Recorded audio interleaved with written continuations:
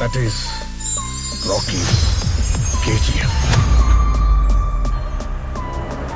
மேடையில இருந்தாலும் சரி, மேடைக்கு முன்னாடி இருந்தாலும் சரி, இந்த நான், நீ, நாங்க, நீங்க அப்படின்றதெல்லாம் கிடையாது. நாம யாரு மேல யாரு கீழே அப்படின்ற பாகுபாடெல்லாம் எப்போ நம்ம பார்க்க போறதே இல்லை. நம்மளை பொறுத்த வரைக்கும் நம்ம எல்லாருமே ஒண்ணுதான், நம்ம எல்லாருமே சமம் தான். அதனால என் நெஞ்சில் கொடி இருக்கும். ஏன் பாலிடிக்ஸ் மட்டும் மாறக்கூடாதா?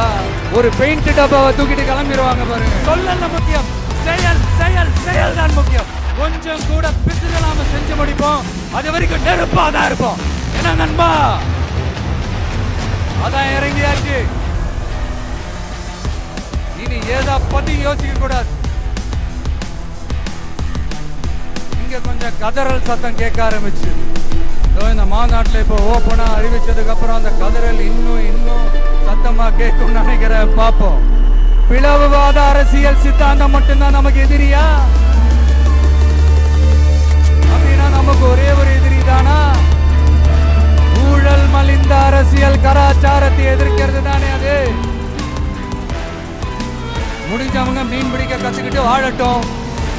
முடியாதவங்களுக்கு நாம மீன் பிடிச்சு கொடுத்து அவங்கள வாழ வைப்போம்.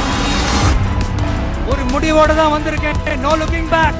பக்கா பிளானோட, பப்ளிக் இன்ட்ரெஸ்டோட, பவர் பக்கத்துல இருக்கிற கூட்டம். கூத்து அது சாதாரண வார்த்தை இல்ல. ஏன்னா கூத்து சத்தியத்தை பேசும், சாத்தியத்தை பேசும், கொள்கையை பேசும், கோட்பாட்டை பேசும், கோபத்தை பேசும், சோகத்தை பேசும், அரசியலை பேசும், அறிவியலை பேசும், நல்லதை பேசும், உள்ளதை பேசும், உண்மையை பேசும், உணர்வோட பேசும். இதெல்லாத்தையும் கொஞ்சம் கூட சோர்வு இல்லாம கொண்டாட்டமா பேசும். ஆரம்பத்துல நாமளும் இந்த சினிமா இந்த ஃபீல்டுக்கு வந்தப்போ மூஞ்சி சரியில்லை, ஆளு சரியில்லை, அழகு சரியில்லை, முடி சரியில்லை, நட சரியில்லை, உட சரியில்லைன்னுக்கிட்டு இப்படி எல்லாம் அசிங்கப்படுத்தினாங்க, அவமானப்படுத்தினாங்க. ஆனா கொஞ்சம் கூட கலங்காம ஒவ்வொரு வாய்ப்புக்காகவும் ஒவ்வொரு சூழலுக்காகவும் காத்திருந்து சுத்தி சுழண்டு உழைச்சி மேல வந்தவன் அந்த கூத்தாடி.